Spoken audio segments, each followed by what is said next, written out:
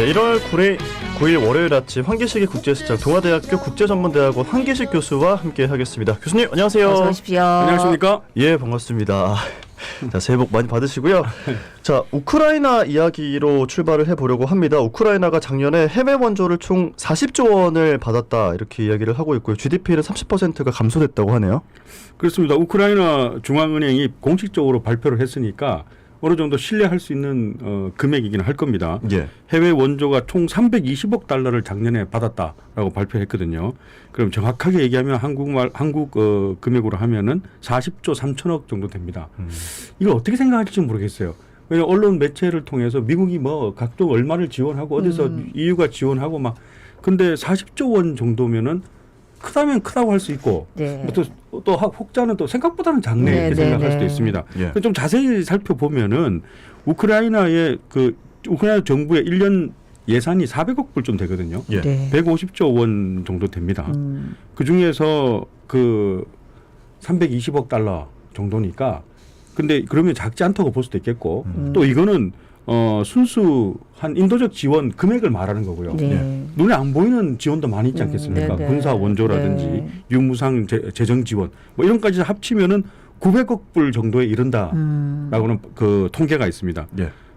그래서 결코 작지 않은 금액을 작년에 유무상으로 지원받았다라고 볼 수 있겠습니다. 그 지원 규모 순서는 역시 미국이 40%를 담당하고 있고 EU 유럽연합이 25%, 국제통화기금이 한 8% 내외고 독일이 EU에도 가입돼 있지만 또 개별 국가로서 2조 원 정도를 지원했으니까 5% 네. 정도 담당하고 있습니다. 전쟁 전에 국내 총생산이 우크라이나가 한 250조 원 정도 되니까 거기서 한 16% 규모 정도를 지원받았다고 볼 수 있고 그런데 이게 상당히 큰 도움이 됐을 겁니다. 이 우크라이나가 전쟁 비용을 감당하기 위해서 전시 국채도 많이 발행했거든요. 네. 그런 것을 좀 지탱하는데 도움이 됐다고 보고 한국은 어느 정도 지원했냐 그런 그 질문이 나오는데 네. 한국은 우리 한덕수 총리가 우크라이나 총리와 작년 연말에 통화하면서 직접 얘기를 했습니다.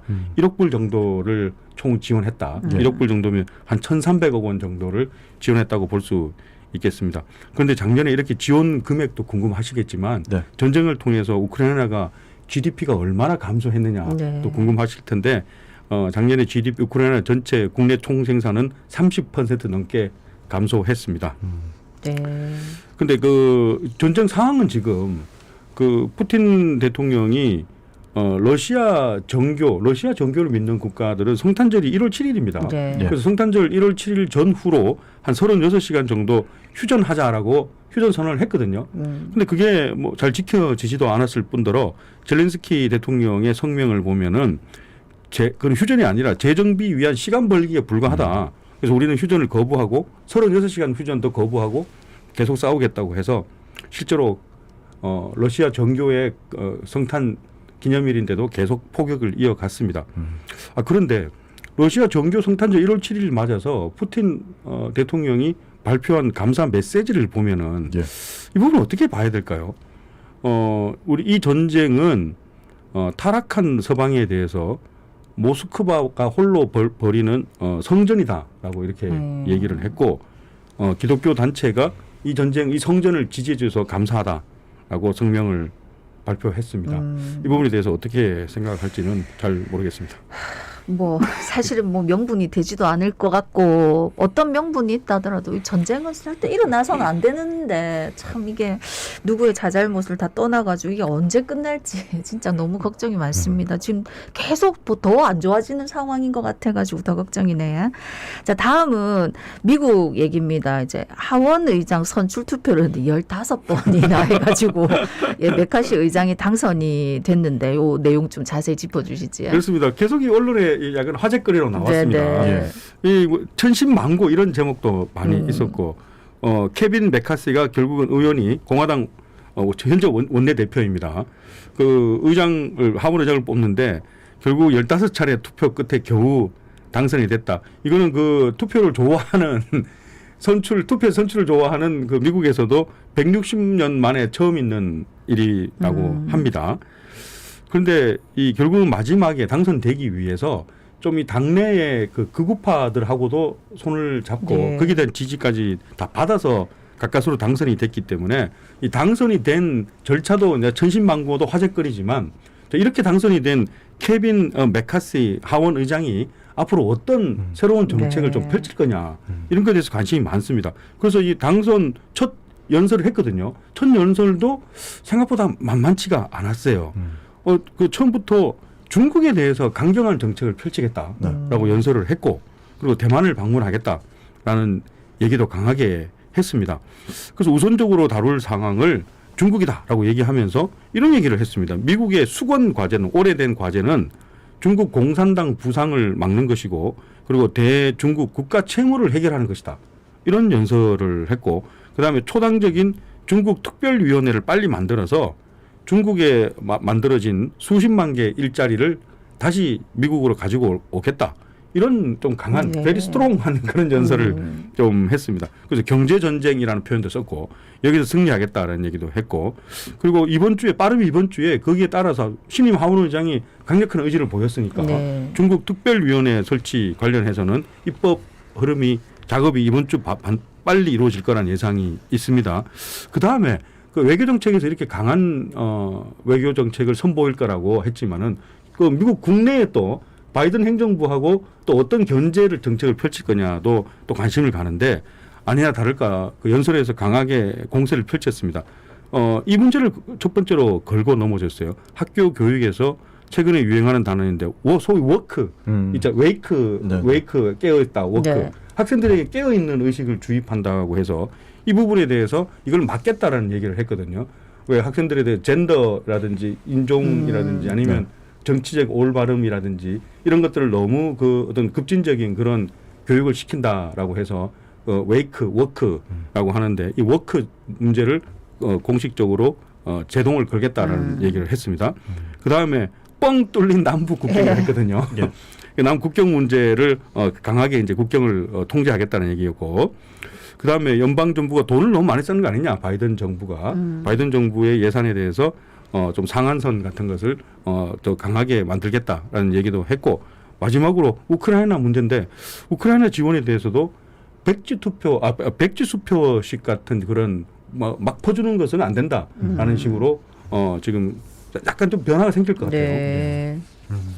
지금 뭐 들어보면은 미국도 갈등이 문제고 우크라이나, 러시아 여기도 갈등이 문제인데 지금 중국도 또 난리가 나 있습니다. 뭐 제로 코로나에서 아니면 뭐에서 도 같은 아예 완전히 이제 개방을 하면서 중국이 지금 뭐 난리가 나 있잖아요. 좀 짚어주시죠.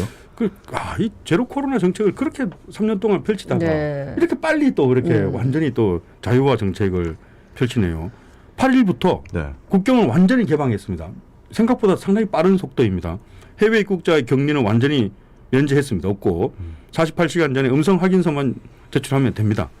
그다음에 홍콩하고 그 본토 네. 대륙하고의 그 왕복도 완전히 자유화 시켰습니다. 그러니까 첫날 하루 만에 홍콩하고 대륙 여행객이 28만 명이나 등록을 했다라는 보도가 보이고요. 또 하나 더 우려스럽다고 해야겠죠. 네네. 중국의 대표적인 가장 큰 명절이 춘제 아니겠습니까? 네. 이게 지금 그 이번 주부터 다음 달 15일까지 40일간 춘제 특별 수정 기간이 벌써 시작됐거든요.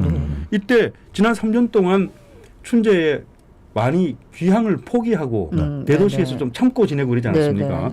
근데 이게 이번에는 일종의 보복 귀향이 예상되기 때문에 21억 명이 이동 예상된답니다. 방문했다가 돌아와야 되니까. 네. 야, 이 21억 명이 이동되면은 이 코로나가 지금 한참 창궐 하는 건 대부분 대도시니까. 네. 그러면 이게 고향 시골 마을을 방문했다가 거기서 다시 또 그 코로나 옮겼다가 다시 또 대도시로 돌아오는 이런 악순환이 되기 때문에 귀향을 포기하면 지난 3년처럼 인센티브 뭐 현금으로 주고 선물 주고 티켓 네. 주고 하는 것도 여전히 그런 인센티브가 있지만은 그 인센티브에 지금 귀향을 포기하지는 않을 것 같고요. 3년 동안 못 갔으니까. 그래서 작년에 대비해서 그 이동하는 인구는 100%나 증가를 합니다. 그런데 또 이 부분도 한번 최근에 언론에 나오고 있는데 그럼 이런 급작스럽게 바뀌는 코로나 정책에 대해서 이 좀 비판하는 여론도 있지 않겠습니까? 네. 부정적인 시각도. 그래서 SNS의 웨이보 같은 대표적인 SNS에서 자유롭게 그런 글들이 올라오는데 그 코로나 정책 비판 이런 제목을 달면은 그 1120개나 그 계정을 정지를 시켰다는 보도가 나오고 있습니다. 그래서 어떤 글들이 좀 이게 그 정지가 됐나 네. 보니까 제목이 우리 중국은 왜 해열제 부족 현상이 벌어질까? 이런 제목. 네. 그다음에 왜 전문가가 하는 얘기하고 당국의 정책 책임자들이 하는 얘기하고 왜 이렇게 또 너무 똑같은 얘기가 하는 거냐? 이런 그 제목하고 갑작스럽게 이렇게 방역을 완화하는 이유는 뭐지? 라는 이런 제목들은 대부분 다 정지된 계정들입니다. 내용을 봤을 때 뭐 별 그것도 없는데 그냥 의문을 합리적인 뭐 의문을 제기한 것 같기도 한데 아무래도 우리가 체제랑 좀 다른 국가이기 때문에 그런 것도 있고 근데 지금 뭐 이렇게 다 입국자 격리 완전 해제한다 해도 우리 또 서방국도 그렇고 우리도 그렇고 좀 자제하자는 분위기 아닙니까? 맞습니다. 네. 예, 한국도 그렇고 일본, 미국도 그렇고 유럽 국가들 이렇게 네. 그 오랫동안 중국을 방문 못해서 3년 만에 중국이 다 국경을 개방해서 방문하고 싶겠지만 네. 지금 너무 위험하니까 방문을 자제해달라는 자제령을 대부분 서방국들은 내리고 있습니다. 지금 중국 입국자들만 따로 또 검사도 하고 또 격리도 하겠다고 하니까 또 중국 안에서 또 뭐 혐한 론도 나오고 막 난리를 하더라고요. 불공정하다고 한다고. 예, 아유, 참 걱정이 많습니다. 다음은 이제 미국 연방준비은행 총재가 지금 우리 빅스텝 때문에 너무 그동안 너무 힘들었는데 빅스텝 아닌 베이비스텝 가능성을 시사했다고요? 그렇습니다. 새해 들어서 올해 작년처럼 금리 올릴까? 이런 네, 것들에 대한 네. 질문을 많이 받지 않습니까? 네. 우리 한국 국내의 금리 인상도 상당히 중요하고 또 미국의 금리 인상에 대해서 예상 같은 게 중요한데 거기에 대해서 어느 정도 가이드라인을 좀 엿볼 수 있는 어떤 그런 발언들이 나오고 있습니다. 작년에 좀 충격적이지 않습니까? 네. 우리 장할자님의 말씀하신 것처럼 작년에는 빅스텝은 0.5% 정도 올리는 것을 말하는 거고요. 네. 금리를 0.75% 넘어가면 자이언트 스텝이지 않습니까? 네. 저는 작년에 그런 단어도 처음에는 좀 익숙하지 않더만 네, 네, 나중에 네. 막 익숙하더라고요. 그래서 올해도 그러는 거 아니야? 이런 걱정을 많이 하는데 시카고 연준 총재 연준 그 의장이 있고 네. 연준은 각 12개 지역에 그 연준 은행이 있습니다. 네. 그 연준 은행에 총재가 그 주요 은행의 그 주요 지역의 총재가 있는데 찰스 에반스 시카고 연준 총재가 2월 달에 금리 인상을 하는데 아마 0.25% 정도일 것 같다라고 이렇게 가능성을 언급했거든요. 그러니까 네. 올리긴 올리지만은 작년처럼 빅 스텝이나 자이언트 스텝이 아니라 0.25% 정도면은 이제 베이비 스텝 정도로 볼 수 있는 거니까 이게 많이 올라가지는 않겠고 조금씩 이제 올라가더라도 조금씩 하향 조정되면서 올라가는구나라는 그런 전망을 해볼 수가 있겠습니다. 근데 뭐 지금 이미 너무 금리가 높아가지고 우리도 뭐 수출도 어렵고 그렇다 하니까 또 맞습니다. 걱정이 예. 많습니다. 미국 예. 지금 4.5%대입니다. 네, 네. 높죠. 자, 오늘 마지막 소식은요. 이스라엘로 가보겠습니다. 이스라엘 역사상 최장기 집권, 이스라엘 극우의 왕 기환 이렇게 키워드가 잡혀 있거든요. 좀 짚어주시죠. 이스라엘 정치인, 또 이스라엘 총리 그러면 우리 한국 분들은 이분 이름 하나 정도만 기억할 겁니다. 네타냐후. 예. 맞습니다. 16년 집권했었거든요. 5번 총리 연임했고 지금 6번째 총리 연말에 취임했습니다. 그러면 이스라엘 역사상 최장기입니다. 나이 75세이고요. 그래서 사실 부패 스캔들로 물러났었거든요. 네. 그다음에 이런 좀 극우파 정치인이지 않습니까? 강경한 그런 네네. 정책을 펼치는데 여기에 이제 좀 실망한 국민들이 좌파 연정, 중도파 정부를 출범을 시켰는데 2년을 못 버텼어요. 이스라엘 사정이 지금 네. 안보적인 위기도 있고 이러니까 결국은 극우파 정치인의 대표격인 네타냐후 전 총리가 75세 고령에도 연말에 취임을 했습니다.